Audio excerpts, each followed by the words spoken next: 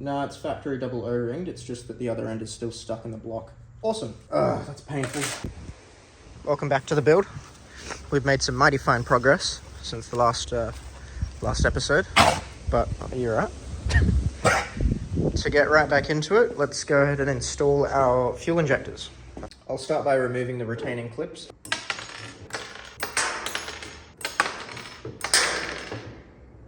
Okay, now that they're free, you can literally just pull them out.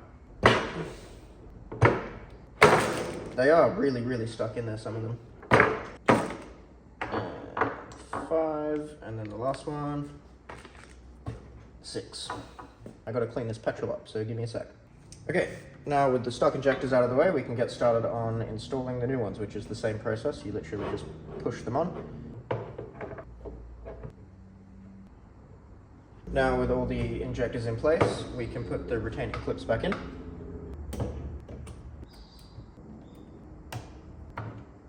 And there we go, there are 6 new fuel injectors installed. And now to stick the fuel injectors back into the manifold. You've got the 6 holes that you took them out of, you quite literally just slide them back in. And you might need a little bit of force to get them in. So there's a gap in between where the fuel rail used to bolt to the intake manifold. I'm just going to solve that by getting little rubber grommets and sticking them in there, and then using a slightly longer bolt. So that's been taken care of. Now we can go ahead and move on to our fuel pump. To do that, you just grab under the seat and rip it up.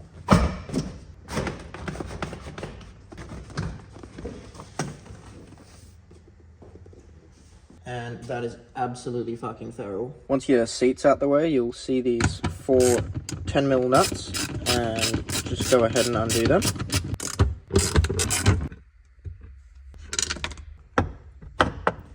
Make sure you don't get petrol everywhere. There'll be a little bit left in the hose, like this, if you slowly release pressure. Now you can go ahead and start tapping your cover off.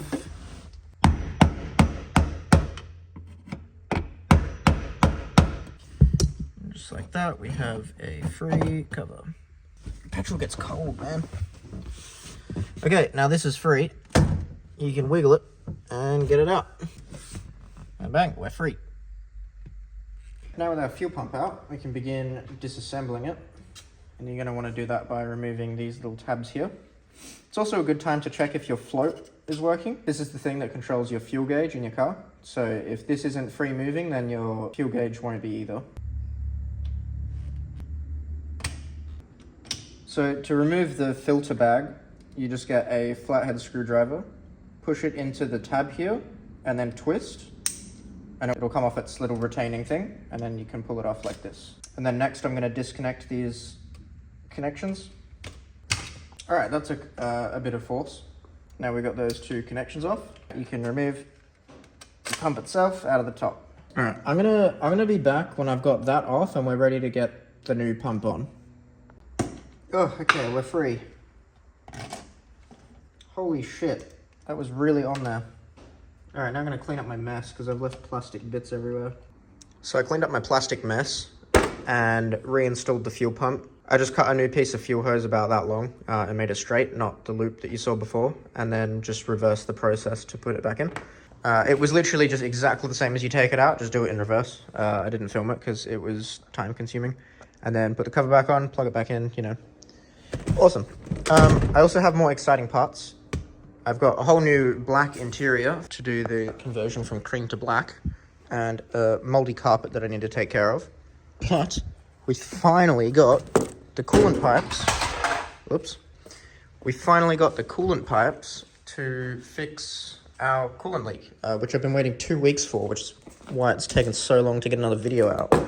I think I'm going to change the way that I make these videos because most people aren't going to be doing this themselves. They're just going to be watching for entertainment. So I'm going to make it a lot less like showing you where every nut and bolt is and just focus on getting the thing done, because it's really hard to film as one person and just not that enjoyable for me. I want to focus more on getting it done and making an entertaining video rather than educational video. Plenty of stuff already on the internet showing you how to do this. I'll also explain at some point what's going on with this, but a little surprise for the next project. We have lots of goods. Lots of goods. But let's get cracking. I've skipped over some parts as well, just because you're likely not going to need to do them, but the subframe is currently dropped. And I've taken the oil pan off just to get sent off to someone to TIG weld the oil return fitting. One of these, because I don't have a TIG welder. I've also changed my mind once again. I'm using the CX Racing manifold, not that one that I just bought, because it's just much less work to modify the one that I have, seeing as that one needs modification. And it flows better, more power, baby. I also just did some service-related things, like new coil packs and spark plugs.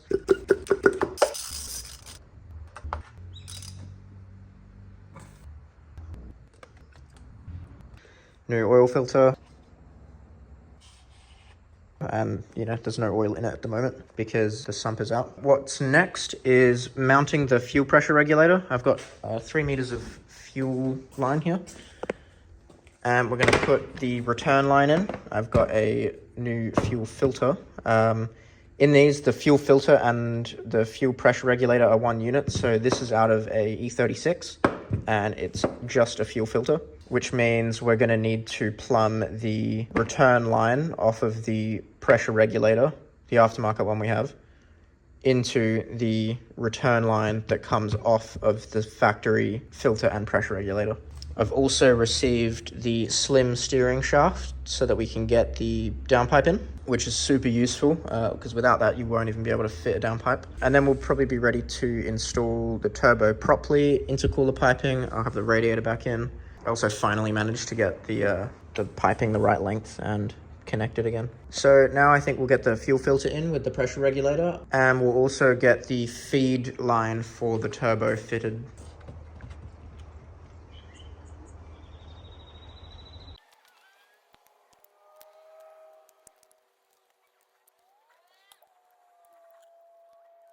Okay, so I just got the fuel pressure regulator mounted. I don't know if that's where it'll stay, but I think that's the only place it'll fit. This is where you adjust your fuel pressure from, and I stuck the gauge on there.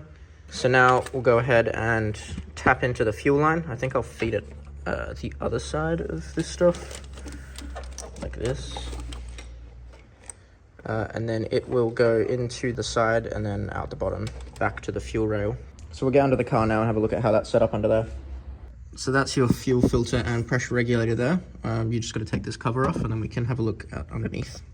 This is your return line, this is your feed line, and this is your other feed line and your boost reference. So this will be going right up to the pressure regulator. So go ahead and disconnect the 3 lines and the boost reference and then take that bad boy out. So look at the arrow, goes that way. Feed line, feed line. This is so hard to film under here like this. Now we've got that sitting in there nice and snug, all bolted up. Now we have to take this return line all the way up to the new fuel pressure regulator. And I'm gonna do that with 3 meters of new fuel hose. And then we have feed line as normal, and then brand new return line, which I'll secure properly later, up to the pressure regulator. All right, and now I need to find where the boost line goes. I think it's this one. It is this one. Ah, completely unplugged. Awesome. Removed. I have new boost line, and it's gonna go into the top of the intake and right there. All right, so I've plugged some stuff in. This is our feed line that comes out of the fuel filter. This is the return line that runs beside it that goes into the blue hard line. This sits on the fuel rail over here, but I need this adapter to plug into the other hose and then route it to here. And then our boost line will go on once our intake is on, and that will connect to one of the ports at the top that I make. All right, bit more time traveling, and we are back with the correct male-to-male fitting, 2 hose clamps, and the original thing into the fuel rail. That's on this side. Now all that's left is the vacuum, and then the fuel pressure regulator is done. And then for the boost reference, I've got these fittings that I'm going to use with some 4mm vacuum hose. They'll go into the old crankcase ventilation system, so this will come out, and then I'll have 1, 2, and 3, and then the other 3 will be plugged with just some brass bolts. But now on to doing the coolant lines, because they're still not in. Let's see what we got. One and two. Nice, double O-ring. That's what we want. Pretty sure the factory ones are single O-ring.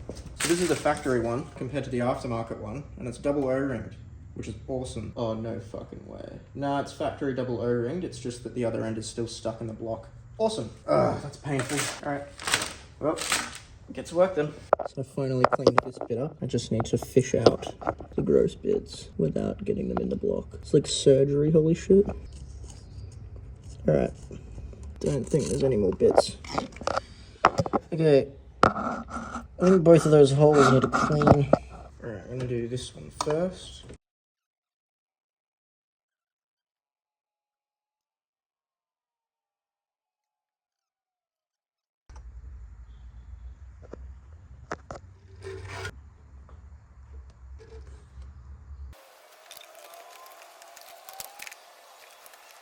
Alright, so I just like mocked it up to see if the pressure regulator will fit, and it does, so awesome. But I still have to rebuild the diesel valve, so I'm going to rip that thing back out now.